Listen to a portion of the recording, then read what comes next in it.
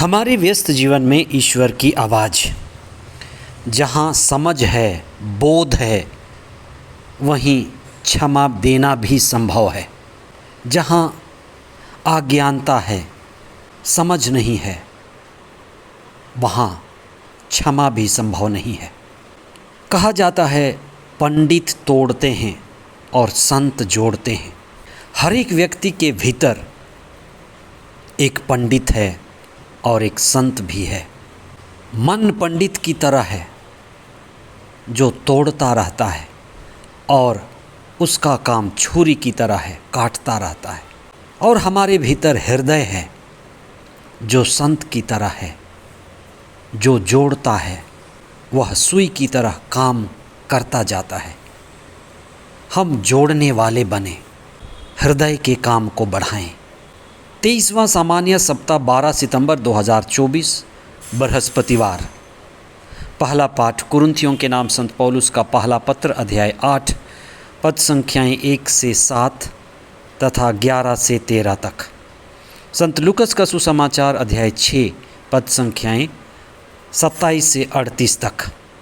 मजहब नहीं सिखाता आपस में बैर रखना, धर्म हमें सिखाता है जोड़ना, वासुदेव कुटुंब के भावना को स्थापित करना, ये अनुभव करना कि सारा विश्व, अक्खा ब्रह्मांड एक परिवार है।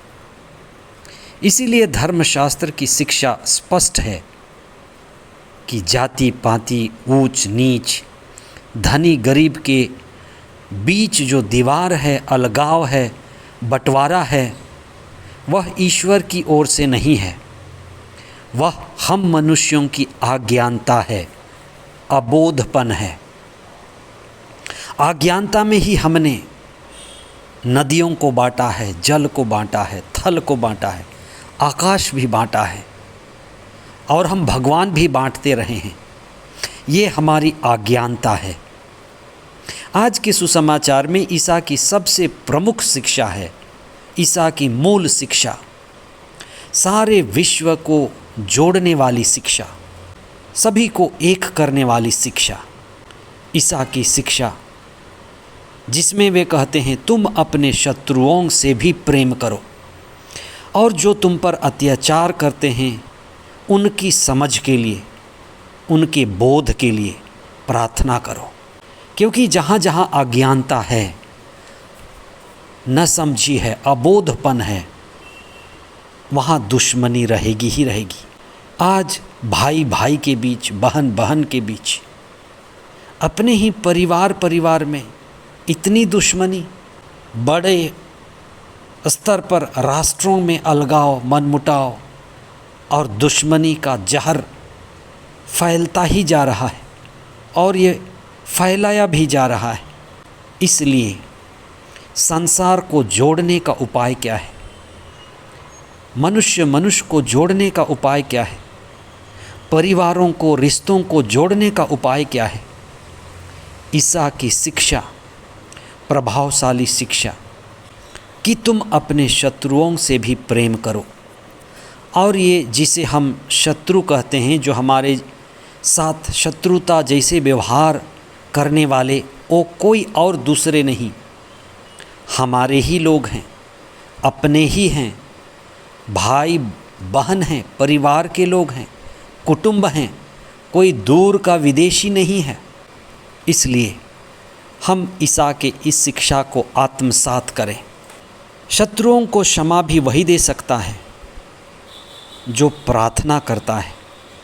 इसलिए क्षमा प्रार्थना से प्रवाहित होती है और प्रार्थना करने से हमें बोध मिलता है, ज्ञान मिलता है, समझ मिलती है, दृष्टि परिवर्तन होता है।